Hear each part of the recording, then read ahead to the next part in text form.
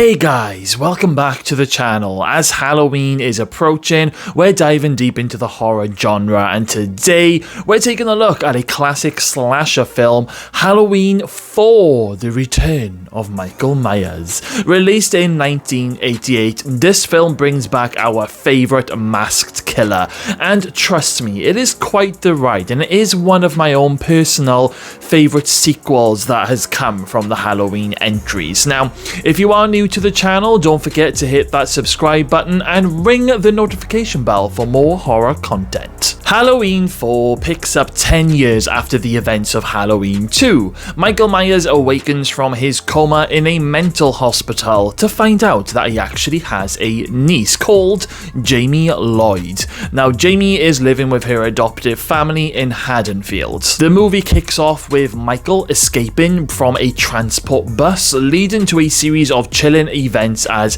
he returns to Haddonfield to track down his young niece. Now, what I really love about this film is how it really keeps the tension very high. We see a mixture of suspenseful moments and gory kills, which is, it is typical of an 80s slasher film, but the film doesn't waste any time getting into the action. There's actually a really cool nightmare scene from Michael Myers when Jamie has a terrible dream about her crazy uncle, and you see Michael Myers in the bedroom at one point. I think he's in the mirror doing a lightning strike, and then he's under the bed and he grabs Jamie's leg.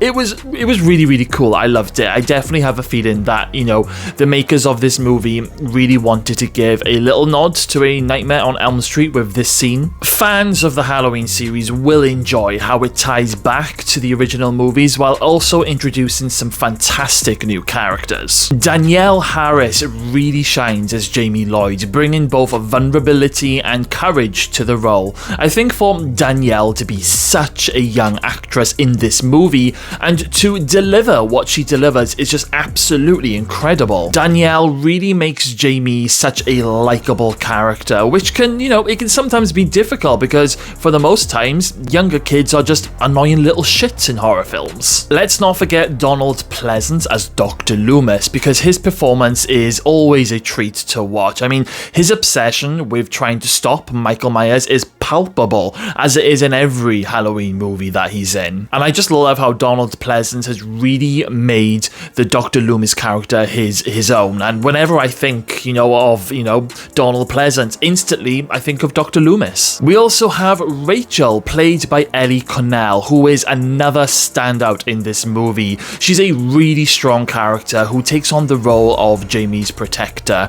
Now, Rachel, she really does go above and beyond during the different battles throughout the movie, and she really shows some epic final girl moments. The chemistry between Jamie and Rachel is really heartfelt, making the stakes feel even higher as Michael hunts them down. It's one of those Halloween movies where you think that they've got away, but then Michael, he just keeps coming back. Why won't he die? Whether if that's during the rooftop showdown or Michael on top of the vehicle trying to, kill Rachel. So Halloween 4 is directed by Dwight Little, and the film captures that classic horror aesthetic that we're all used to and what we all love. The cinematography is dark and atmospheric, perfectly setting the stage for the scares. The way the camera often lingers on the shadows, it really does add to the suspense. You just never know when Michael might appear, and that is actually some of the scarier moments in this film. There's a scene where the cops, they're all locking up this house, making sure that Michael can't get in and get to Jamie,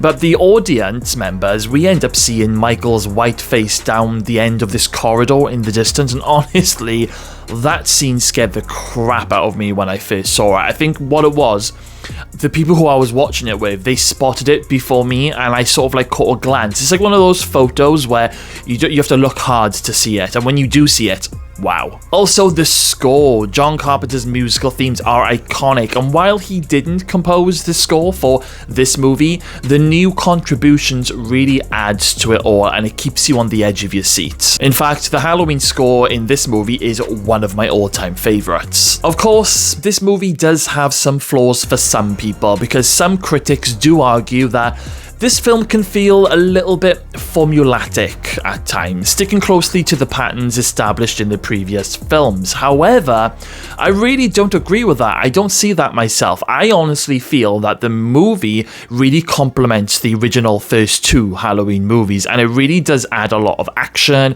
and drama to the story with some really cool creative kills. I think one of the more brutal kill scenes that we see is when Michael, he's on the back of that truck and he's just throwing half of those guys off the back, and then he comes around and he punches his hand through the driver's window and rips open that guy's face. Oh, and of course, let's not forget Michael Myers inserting his thumb into one of the paramedics' heads near the start of the movie. Now, the ending of this movie is quite the classic. In fact, it ends on a massive jaw-dropping, shocking cliffhanger because Michael, he's defeated, or so we thought, but then Jamie later on, she ends up attacking her adoptive mother with a knife while wearing a clown mask, and those final few moments where Dr. Loomis and everybody else is at the bottom of the stairs and they look up and they see Jamie standing at the top of the stairs holding the knife in the same way that a young Michael Myers did way back, completely blows you away at what is happening. And to be honest, when the credits roll, it's kind of like it's left to your imagination to what just happened. I mean, did Jamie take on the shape? Is she now the new Michael Myers? How is that going to work? And also, I think because, the fact that Jamie is such a likable character in this movie, when this does happen at the very end, it really does shock you to think that Jamie is now the shape. What has she just done? What is going on? This cute little awesome girl has just turned into Michael Myers. I mean, the ending of this movie will be ruined in the next movie, Halloween 5, which I will be reviewing shortly, but if you just ignore Halloween 5 for a moment and just picture this, imagine that Halloween 4 was the final ever Halloween movie. This would have ended on a massive shocker for Halloween fans. I mean, it started off shocking with Michael being a kid, killing his sister, to Jamie now, doing what she does at the end of this movie. I mean, don't get me wrong, I am very happy that we have lots and lots more sequels, but I wouldn't have been sad if it did end there. I kind of feel that Halloween Ends, the 2022 movie that came out, I feel that maybe they were heading towards that way. At least I thought that's where they were going. But in that version, it would have been Laurie Strode becoming the shape. I'm sure I read something somewhere. Maybe it was like some kind of alternative ending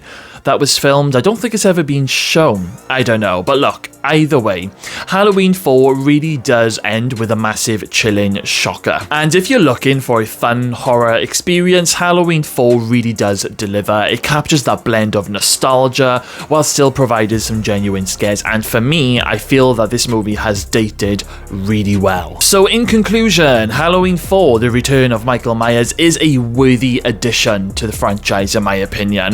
While it may not reach the heights of the original, it certainly has its own charm and suspense. Honestly, it really is one of the better sequels, and I am going to give Halloween 4 a well-deserved 8 out of 10. Okay then guys, if you enjoyed this video, please give it a thumbs up and let me know in the comments box below what do you think of Halloween 4. Is it one of your favorites, or does it fall a little flat for you? There's no wrong or right answers guys, let me know. Also guys, don't forget to subscribe for more reviews and Halloween content. Until next time, keep it spooky.